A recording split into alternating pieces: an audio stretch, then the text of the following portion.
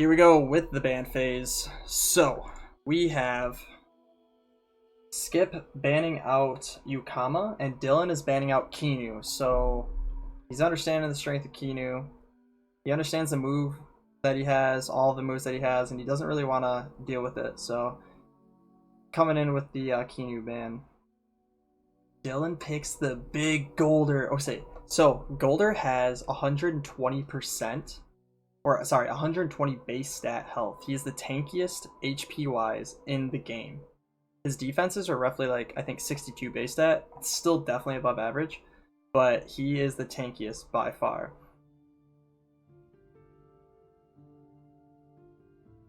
A lot of people use him as a meme, but I mean, it's definitely fun watching him. So Skip decides on picking Volar Barnshi, and Dyllan instantly picks Gazuma. So Gazuma deals good amount of damage to Barnshi. Barnshi is 4 times effective, along with Valorant as well, with the 2 times effective. So this could make it awkward on Skip's side.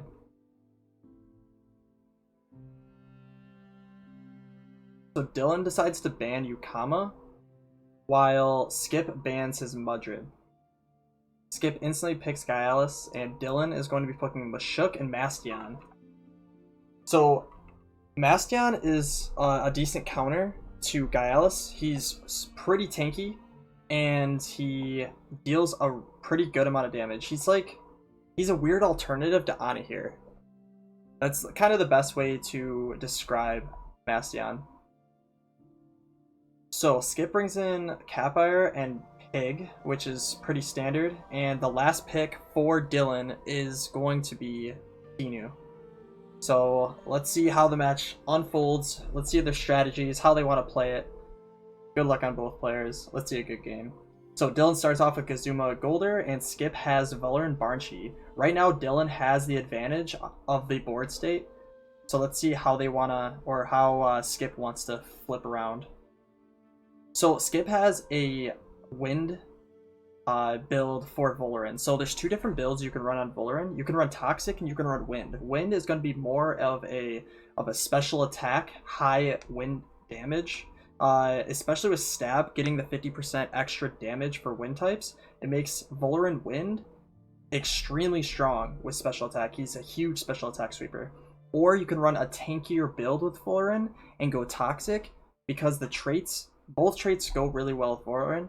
One of them will increase his speed every single time he uses a wind attack, but it brings down his it brings up his special attack, it brings down his speed, and then the other one brings up his special defense and brings down his special attack. So people that run the Noxious Bomb and Toxic Plume, they use them as a tankier special defense wall, while also being able to poison and deal quite a bit of poison damage, and be able to kill a lot of, what are the names? Why can I think of the effective for Toxic? RIP. I can't think right now. Yukama and Saipat. Saipat takes normal damage, but it still deals quite a bit of damage with a Noxious Bomb on him. So in the beginning of this game, he does do a pretty good switch in with Gyalis, and is able to get the heat up, and he gets Ida. Oh, this might be pretty good. So Golder is getting switched 100%. They should full attack Gazuma. I don't think he's switching out Gazuma. It could be a good kill if he Feather Gatling and Haruuchi on Gazuma. Or not Feather Gatling, Noxious Bomb, sorry. I think Dyllan's really thinking about it.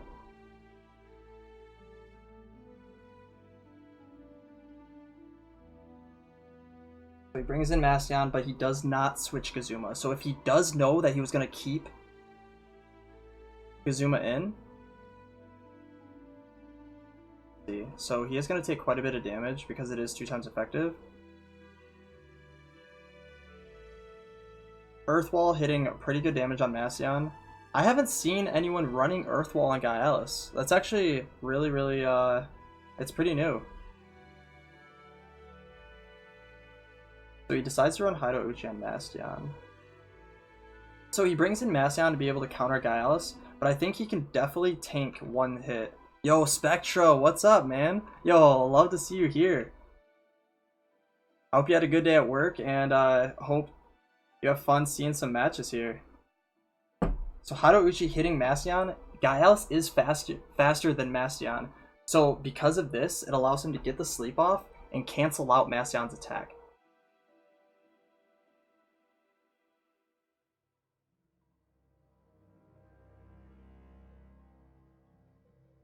For sure, for sure. So he's gonna bring in the pig. So Gaialis has -1 speed. Mastion is faster, and so is Gazuma this turn. If he doesn't know that, Gaialis can die if Gazuma and Mastion focus onto Gaialis. Pig bamboozles himself, and Tesla Prison from Gazuma goes on to Pig instead of Gaialis. Oh no! He could have Tesla Prisoned Gaialis and got the speed advantage for Mastion to be able to kill him before Gaialis got an attack off. And it would have allowed Gaialis to die, so he could have kept in his Gazuma. That was a really good bamboozle on Skip's part.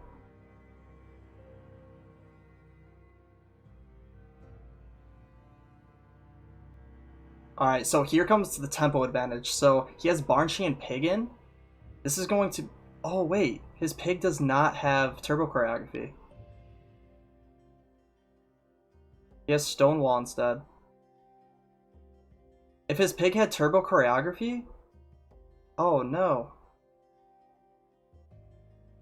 This would have gave him the speed advantage, allowing Barnshee to be able to switch in for somebody else, like a Hyper Sweeper, that gets counteract play on Mastion and Kinu. So Hypoxia should knock out Mastion. Hypoxia is super, super strong. All wind moves are so good in this game. That's why it's so hard not to run wind type.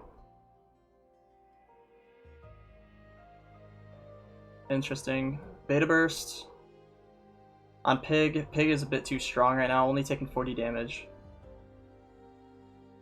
So it's a 3v3 right now, roughly full HP on everybody. So it's a pretty even game. Dyllan still has his tanks with Mashuk. And I believe he kept his Golder, if I remember correctly. So it's Kinu, Mashuk, Golder. Hypoxia onto Mashuk, dealing 2 times damage. Kinu has Benefactor, so he heals about 10% health. And he gets the Wind Burst. Okay, so a lot of people, instead of running Wind Burst, they were running Tornado. And I think Wind Burst is better. It's 12 stamina.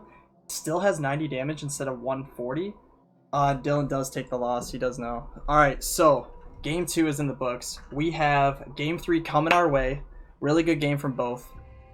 Skip definitely came back and with that big mistake in game 1. So, alright.